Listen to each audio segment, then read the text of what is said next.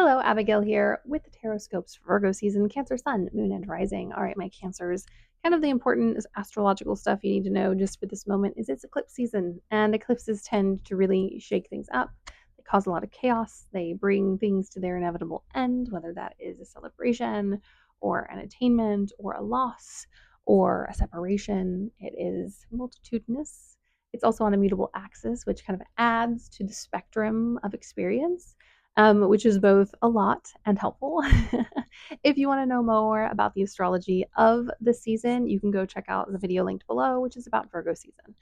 Anyways, so it's interesting because I read these starting from the season that we're beginning with. So we're coming towards the close of my reading. And so now I have a bit of perspective on the cards that everyone's getting. And this season has been kind of overwhelming, like good things and beneficial things, and then also really hard things. um, for you, it's a lot about function in this deck and about embodiment, um, which sometimes can be frustrating because we want answers. But this also kind of reads to me that Jupiter is in Cancer. So you do have a bit of a boost. There's a bit of character development. Jupiter's kind of magnifying things in this house where it sits in your chart and the themes that it has contained within your lifetime. So if you want to take a peek at what's going on in Cancer for you, do you have any placements or planets? Obviously, you have some, but do you have any other ones? What's the opposition in Capricorn doing? Just take a peek and see what's going on, because I think this season for you is especially beneficial, especially with the trine with the North Node. But there's a lot going on where it comes to your inner world, which is the kind of a theme I've seen across the cards. Anyway, starting off, we do have the Knight of Cups. And I do love this Knight of Cups because oftentimes the Knight of Cups is kind of this isolated figure celebrating their success, which is not a bad thing. But this one has a measure of tenderness and connection. It echoes things like the Second of Cups and the Lovers. You know, these are two beautiful beings kind of enjoying each other's company. There's a sense of wholeness and heldness that I think is beautiful and very appealing to a lot of Cancers, depending on your placements, of course. Um, and so I do think that this season is bringing you a lot of fulfillment. When I said, things coming to their inevitable end that have a celebration, I think there's a accumulation of goodness and of things that you have collected, especially in this year and the year before, that are kind of coming to a moment where you're really going to get to just sit with them. And if you haven't sat with your achievements and the things you've gained and the things that you love and have acquired and are interacting with, and the friendships and the relationships that you have, if you haven't sat with that and really enjoyed the pleasure that they bring, I encourage you to do so in the chaos of eclipse season, to connect to the goodness. And if you feel a bit bereft at this moment, know that there is a light coming your way. I do think it's very much that Pisces, lunar eclipse. Is it lunar? No, it's me trying to remember. Yeah, it's the lunar eclipse. Pisces lunar eclipse. So look forward to that. Do know that Saturn will be interacting loosely with that one. So there is a sense of kind of being taken to task, but I think you're being, in a sense, taken to task in a good way, being shown the things that you have and what you've built. If you have a Saturn in Pisces, this one's really important for you. I know some of my humans are coming to the end of their Saturn return.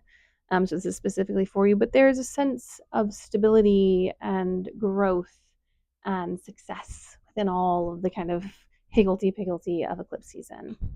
And then we do have our lovely King of Wands. A bit of fire, a bit of power is required in this season, standing on business. I also wonder if you aren't going to need to defend your Nine of Cups a little bit, to say, no, this is not yours, to certain people who may want to exploit it or take it or turn it into something new. If you have something that other people want to get their hands on, I don't know that this is the season to give other people control.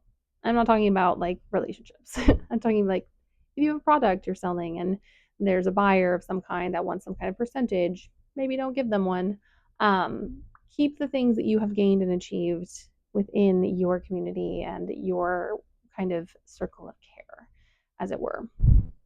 And definitely protect and advocate for those around you who are probably having a bit of a harder time than you're going to have. I'm not saying that the season's not going to be hard. That's not going to have its own challenges, but you do kind of have a more functional spread than some of the other signs. I'll just say that.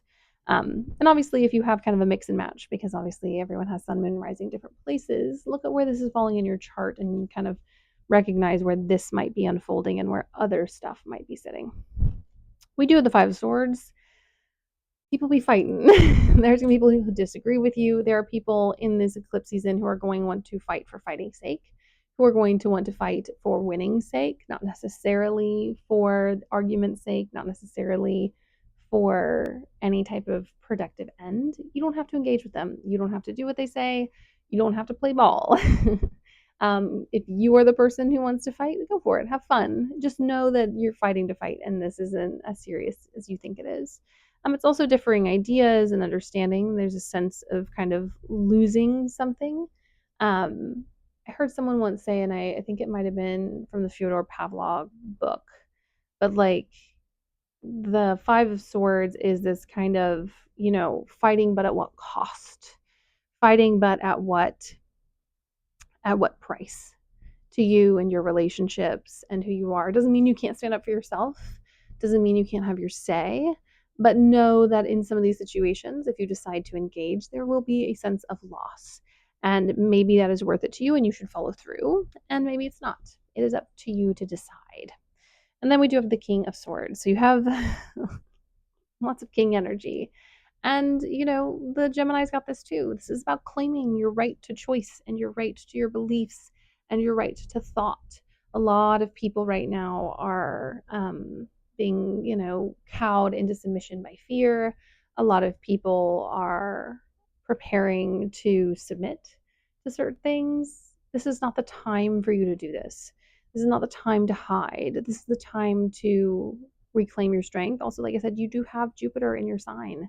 This is the time of power and of stepping into places where maybe you didn't feel stable before.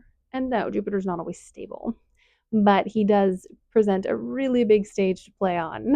So why not play a little bit? Why not allow your thoughts and ideas to have some wings and some feet and to really get going? It also feels like whatever goodness that you kind of reap or enjoy this season is also kind of a catalyst or a jumping off place for this King of Swords. You have a little proof of your power. You have a little oomph behind you. And now is the time to take advantage of that kind of energetic push and embrace the fact that you have autonomy and you get to make choices. And this is also a time to recognize that people who aren't okay with you displaying this kind of King of Wands, King of Swords energy probably aren't for you. The eclipses will also be cleaning house. The eclipses are also kind of cleaning up after the Mercury retrograde as well. So expect to feel those themes as they roll out. The first week and a half ish of Virgo season encapsulates, well, I think it's just a week, encapsulates the final degrees of that post retrograde shadow. And so allow people who cannot handle your magnitude, very Jupiterian, to go and to do what they need to do. And then we have a little final tender note. We have the Knight of Cups. This is about emotional depth and action and moving through stuff. It's a bit of an echo of that Nine of Cups.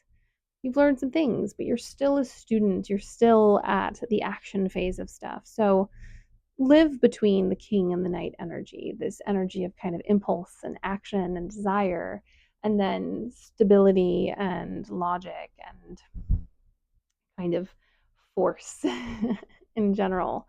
But never forget the flexibility of water, the shifting of the sign that you were born under, and your ability to both be progressive and powerful and tender and soft at the same time. The season is both going to require power and flexibility from you, which is a very kind of mutable axis Virgo Pisces dynamic. So yeah, don't forget. Also remember that Pisces is ruled by Jupiter and is ruled by that Jupiter in Cancer. So there's a beautiful harmony within this. There's the trine, there's the Jupiter connection. Know that there are good and beautiful things headed your way. They're not all easy and they're not all simple, but they are all worth it. And you are going up from here, regardless of where you're starting. So have faith in that. Anyways, my loves, that is my reading for you today. If you like this, please like and subscribe, and I will see you in a different space and time. Blessed eclipse season, blessed Virgo season.